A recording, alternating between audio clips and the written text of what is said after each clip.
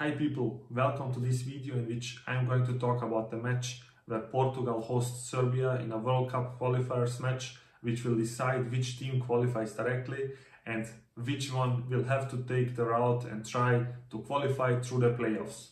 Let's start.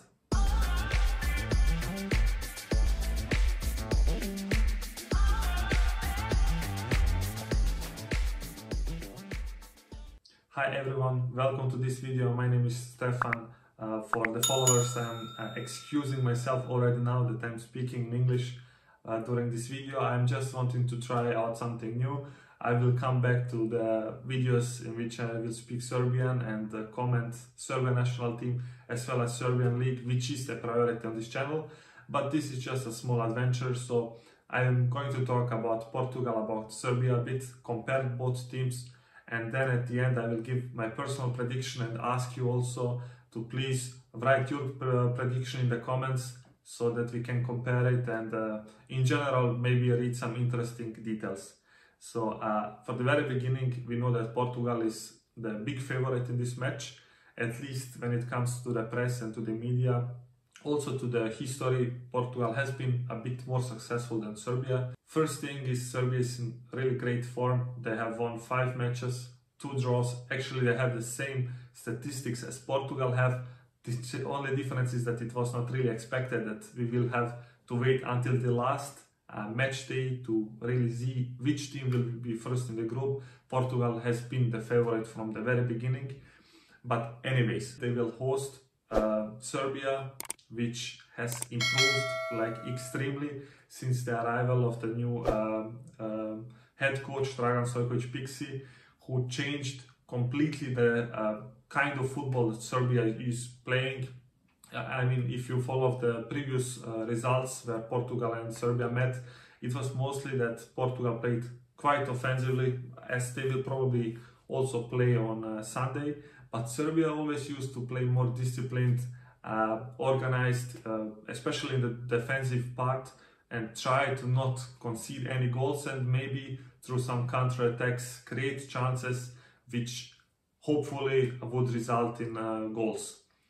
But this is old story. So now Serbia is playing extremely offensively and they also have resources. If you just check the squad, you have Aleksandar Mitrovic, who is not playing in the best team of the world. He's playing actually in Championship for the Fulham side, but he's top goal scorer there with 20 goals, I think, in 13-14 games. I'm not sure, correct me if I'm wrong.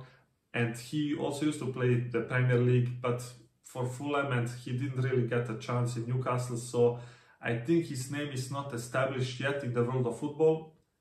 But at least in England, it really is. In Europe, I think everybody knows who Mitrovic is. He's a goal machine, and especially when he plays for Serbia, he shows his full potential and is always dangerous to the opponent. Then we have Dusan Vlahovic, who is in great form. Actually, there are a lot of stories. I'm sure you, all of you heard about him. He plays for Fiorentina. There are rumors that he might transfer to Juventus and some other top European clubs. We'll see what will happen, but definitely he's also in form. I think he's third top goal scorer in Italy, where we know that it's not so easy for attackers and offensive players to score goals. And we have Luka Jovic, who is playing for the best team compared to them, which is Real Madrid, but he has the issue that he's not playing regularly there, almost not playing at all. But in the previous game for Serbia against Qatar in a friendly match, he also managed to score, which is a great thing for him. So enough about Serbia for now. Let's look at the Portugal side, and we have to start with Cristiano Ronaldo, who is the best player of Portugal. Maybe best player in the world, maybe not. This is again a discussion which probably will never end, even when him and Messi stop playing football. We know that Ronaldo is extremely dangerous, especially from free kicks, and if he is given a bit more space. He's not the fastest player anymore, but with age 36, he's still extremely fast, extremely dangerous, and key player for Portugal. Now, this actually has a huge advantage for the Portuguese side, but also disadvantage. The advantage is, I mean, it's clear. He's dangerous. He's always in each moment able to score goals. He's a player who can surprise you with great technical skills and so on. He can create chances, but mostly he's a goal machine and he manages to score quite often. What could be the disadvantage? Well, I think that the Portuguese game is based too much on him.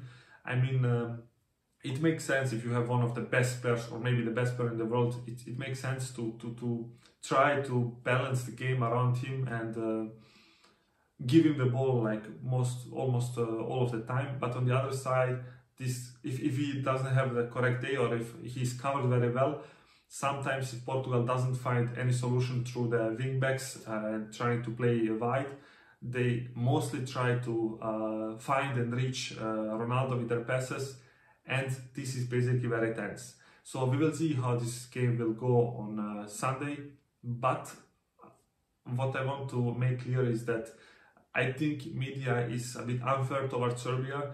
On one side, it's fully deserved. Serbia didn't manage to qualify for a European Championship, where it was harder to not qualify than to qualify, but somehow Serbia managed that. On the other side, Serbia has a great team. As I said, the philosophy completely changed. The new head coach changed the style of play. Serbia plays a beautiful football. I mean, if you didn't check any highlights of the matches, please do so. If you have some time, also watch this match. It will be an amazing match with two great sides. And now we can actually come to the prediction. I mean, as a Serbian, I cannot be fully objective, of course, so I will predict a win for Serbia, a narrow one, let's say 3-2. I won't predict now the goal scorers, it doesn't really matter, but I think if Serbia manages to win, they will directly qualify and Portugal will still have the route through the playoffs. And in my personal opinion, I think Portugal has bigger chances to qualify through playoffs than Serbia does. Also based on the history, we know that Serbia played basically the final game against Scotland. Scotland, with all due respect, they are not the best team in the Europe, and Serbia is definitely more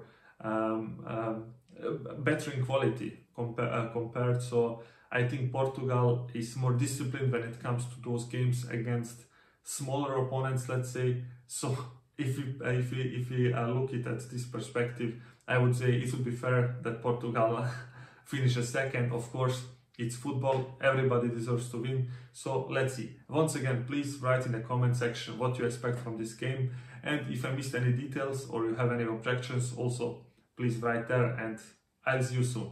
Bye.